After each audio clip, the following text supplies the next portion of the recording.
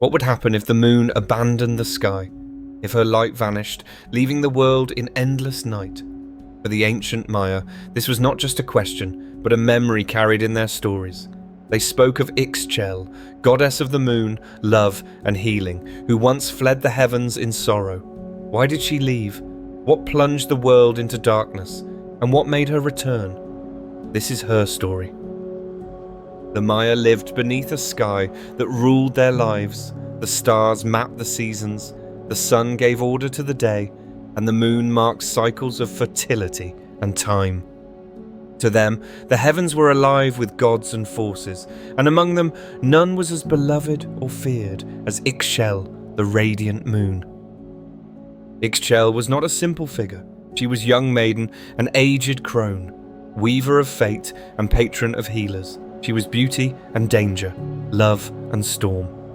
Artists carved her with serpent crown, rainbow cloak, and flowing hair like silver light. She was the moon, always changing, yet always present, shaping the rhythm of life on earth. But even gods are not free from jealousy. Ix Chel loved Kinich Ahau, the sun god, whose brilliance warmed the sky. Their union was fierce, and their quarrels fiercer. When the sun blazed too hot, the moon withdrew.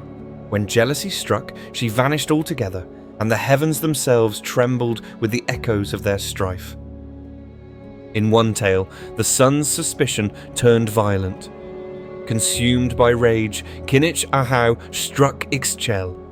Wounded and humiliated, she fled into darkness, her light extinguished from the sky.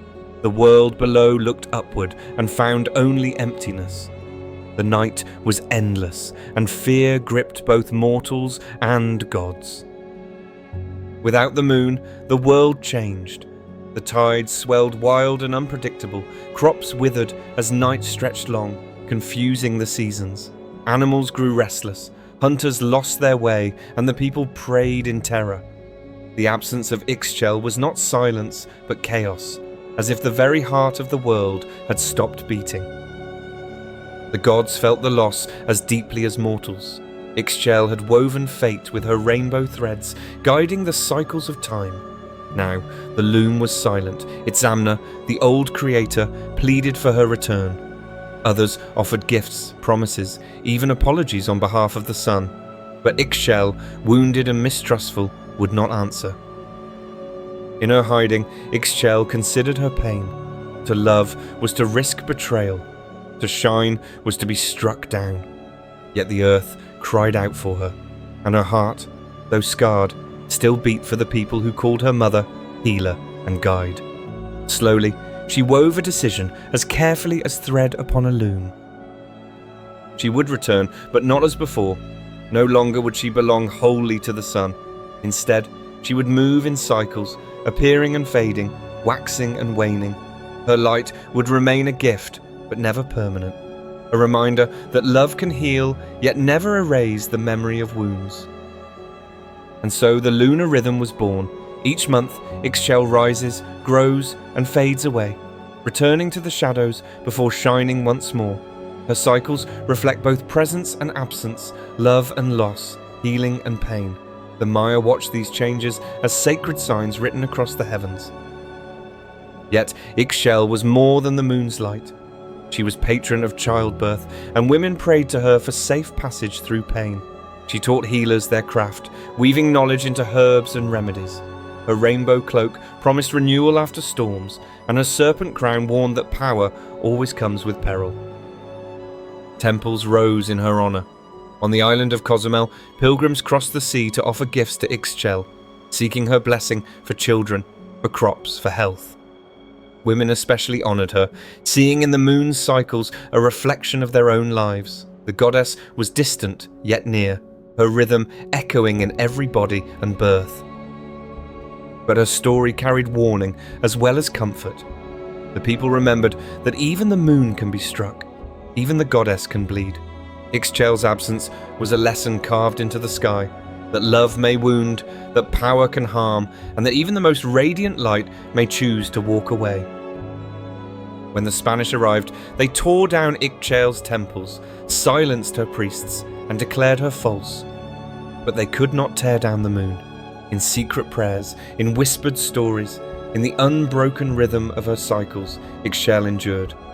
Her memory lived on in the sky above, untouchable and eternal. Even now, on Isla Mujeres, the island of women, her presence lingers. The sea crashes against cliffs where her shrine once stood. Travellers bring offerings, flowers tossed into the waves.